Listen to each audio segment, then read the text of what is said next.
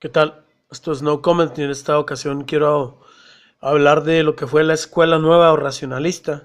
La corriente llamada Escuela Nueva o Racionalista nació en Barcelona, capital de Cataluña en España, a principios del siglo XX. El anarquista Francisco Ferrer y Guardia fue uno de los precursores y propuso nuevos principios pedagógicos que anulaban la influencia de la religión en la búsqueda de respuestas a cuestionamientos que los alumnos tenían.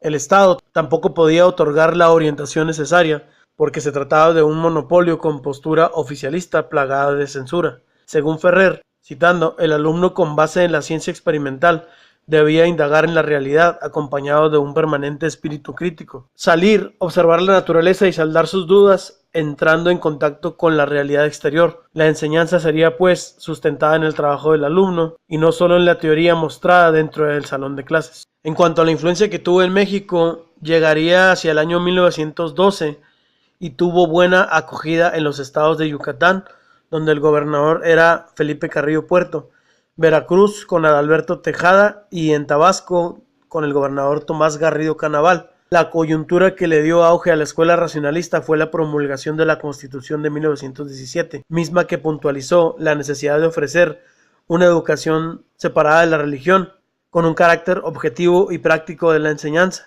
de manera que fomentara una nueva forma de pensamiento enfocada al trabajo y a la reconstrucción social del México postrevolucionario. La educación integral, ideada durante el primer Congreso Obrero Socialista de 1918, debía ser nacional, gratuita, laica y obligatoria, basándose en la experimentación y la práctica, siendo complementada con instrucción estética, física y moral. El caso de Tabasco es particular por el carácter polémico y radical del gobernador Tomás Garrido, quien ocupó el cargo de 1922 a 1925, tiempo suficiente para implementar en aquella entidad políticas como la mejora de la ganadería, el voto femenino, la instauración de una ley seca para intentar acabar con el alcoholismo y la educación racionalista de corte socialista. Garrido creía que los estudiantes debían adquirir conocimientos prácticos para incorporarse al trabajo lo más pronto posible, y para ello mandó abrir la escuela Francisco Ferrer Guardia, en lo que antes fue la Catedral de Tabasco, un evidente acto anticlerical que se acumulaba a las persecuciones y asesinatos de sacerdotes católicos, a quienes obligaba a casarse, la prohibición de la cruz de las tumbas y la clausura de todas las iglesias del Estado. Este tipo de prácticas se acrecentaron durante la Guerra Cristera. Las brigadas garridistas, también conocidas como camisas rojas, allanaban las casas en busca de imágenes de objetos religiosos para incautarlos y encarcelar a los propietarios. En 1933 la escuela racionalista tabasqueña fue llevada al campo. Basándose en el trabajo productor, buscaba la emancipación económica de los trabajadores y era guiada por el ideal igualitario.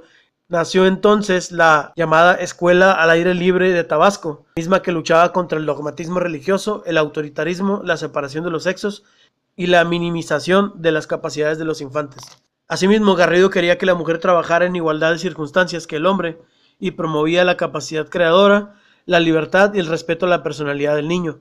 La educación racionalista ponderaba la importancia de la biología y la sociología para la obtención de conocimientos. Decía, ni la vida natural ni la social deben reconocer ninguna causa sobrenatural que las explique. La tendencia sería el trabajo con base evolucionista y transformadora de la realidad. El declive de este tipo de educación ocurrió hacia 1939, cuando el mundo libraba una segunda guerra en apenas 20 años, y en México terminaba el periodo del general Lázaro Cárdenas, reformador social y mediador de las fuerzas políticas de su tiempo. La dificultad principal que encontró para mantenerse fue su divagación ideológica, es decir, no querían que la escuela racionalista fuera confundida con la socialista. Además, la Ley Orgánica de la Educación, expedida en febrero de 1940, no tenía definida la doctrina social ni el método pedagógico de la escuela socialista, y las confusiones entre los conceptos educación e instrucción llevaban a tesis contradictorias.